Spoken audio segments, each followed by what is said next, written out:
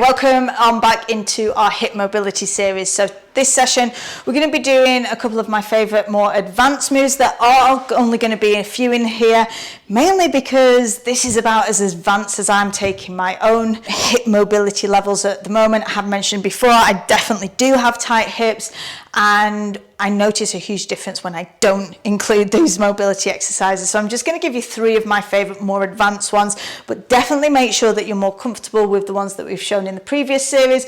Check out the full blog post below that will be linked in the description, as I really go into much more depth on why hip mobility is so important. So let's get into it for this session. We're going to start with the Cossack Squat, and mine is definitely not the best example in the world. Cossack Squat, we want to avoid turning the toes outwards. We've got the feet directly forward. We want to be in this wide stance position, and we're actively pressing down through the outsides of the feet, keeping the body upright and the chest lifted. We're just going to take it down over to one side, so we're opening out to the inner parts of the legs, keeping the outside of the foot pressed down, and then return to center and repeat onto the other side. So with the Cossack Squat, as well as mobility in the hips, it's also going to require strength in the legs also. So this is why it's a more advanced move. You could of course start this smaller in range, taking your time. There's a tendency, people tend to really rush through this, but we want to explore the ends of the range of movement.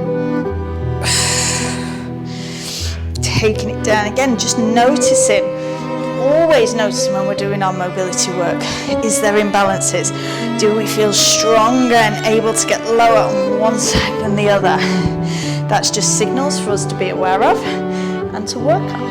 We always want to maintain or strive for balance in the body. This is also great for ankle stability too. And you can progress this in lots of ways. Like, you can take this all the way down to the floor. I'm definitely not there yet. This is a real challenge for me.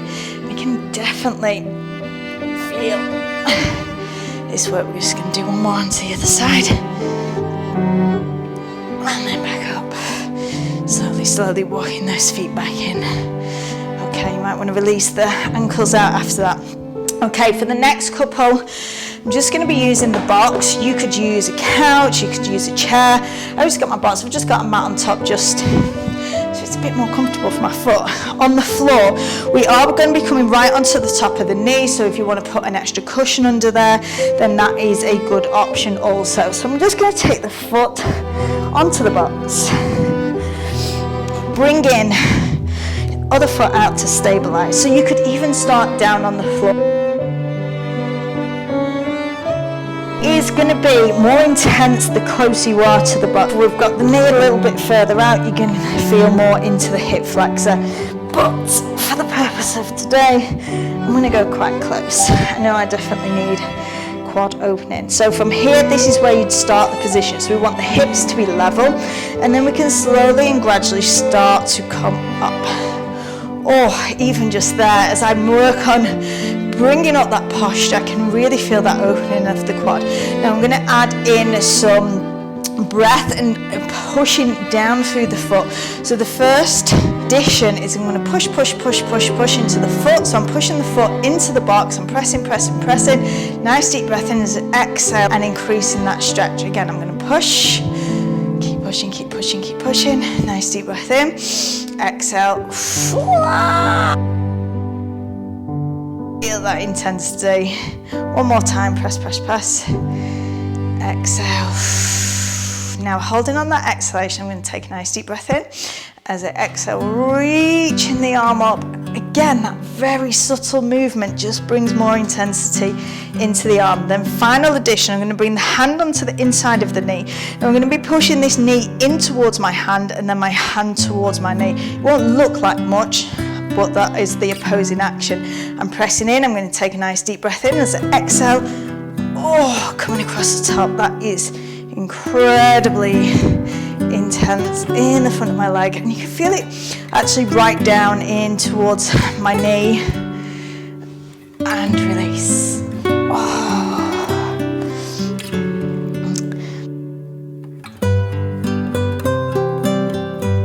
hip flexors, quads. Remember, everything is interconnected. The body is one kinetic chain.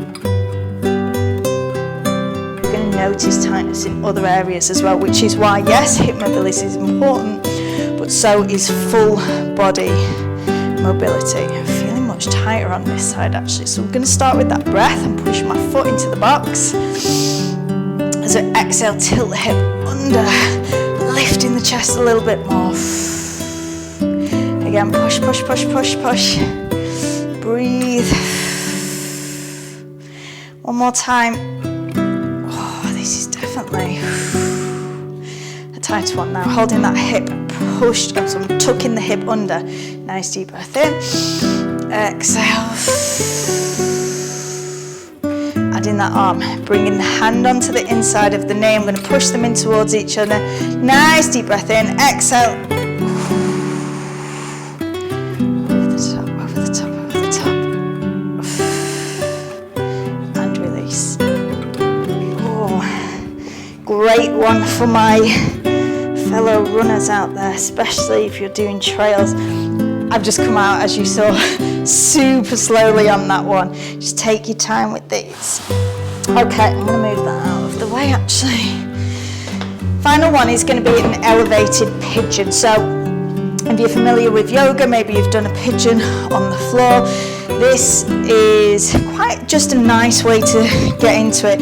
If you can get around the back of your sofa, the back of the sofa is a great way to do it, and actually the higher up your foot is, the easier it's going to be.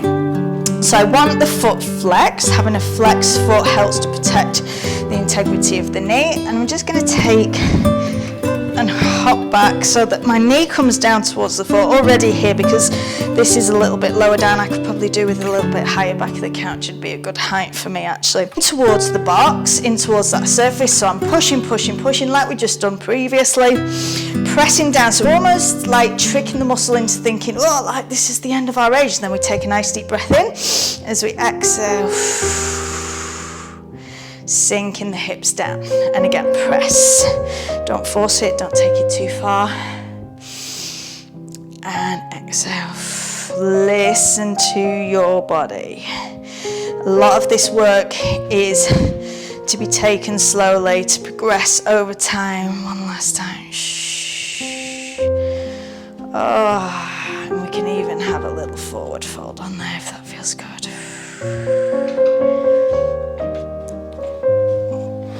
Ay, ay, ay. That can feel incredibly intense, so, but also really nice at the same time. Now this is my tighter side, so I'm guessing that I'm not going to get quite down as low here. So get your foot on, knee in line,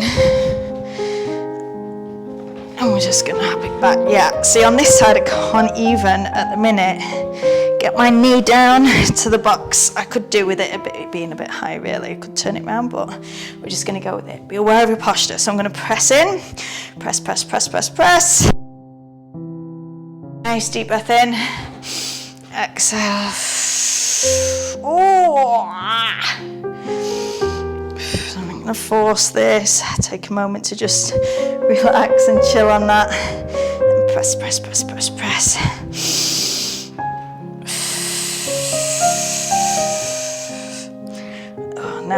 Now I finally found the top of the box. That's the thing, the glutes, once they're given a little bit of stimulation, they do open up and respond very well to this mobility work, and this is why I just love doing this stuff, although I'm definitely not the best at it. My body is like, yes! One last time.